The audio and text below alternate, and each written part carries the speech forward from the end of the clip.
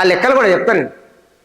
ఇవాళ ఒక జాదుల శ్రీనివాస్ గౌడ్ గారు ఇవాళ గల్లీ నుంచి ఢిల్లీ దాకా పోరాటం చేసుకుంటా ప్రజల్ని వెంటేసుకొని అనేక పోరాటాలు చేస్తారు. ఇవాళ ఇలాంటి వాళ్ళను ఇవాళ కనీసం వాళ్ళ నిజంగా సర్వే ఎట్లా జరుగుతుందని దాని మీద మీ అభిప్రాయం ఏందని తెలుసుకునేటువంటి అవసరము ముఖ్యమంత్రి గారికి సోయి లేదా? వీళ్ళని పిలిచి మాట్లాడాలని. మరి ఆ జాతి బిడ్డల కోసం పనిచేస్తున్నటువంటి పెద్ద మనుషులు వీళ్ళని కూర్చొని ఒకసారి మాట్లాడాలనే సోయి ఎందుకు లేదు ఈయనకు? అసలు గొప్పగా చెప్తున్నారు కదా, గొప్పగా మాట్లాడుతున్నారు కదా మేము కులగణన చేస్తున్నామని. మరి గొప్పలు మాట్లాడినటువంటి వాళ్ళు ఇవాళ ఎందుకు సాటుకుంటారు, ఎందుకు సైడ్ తప్పుకుంటారు?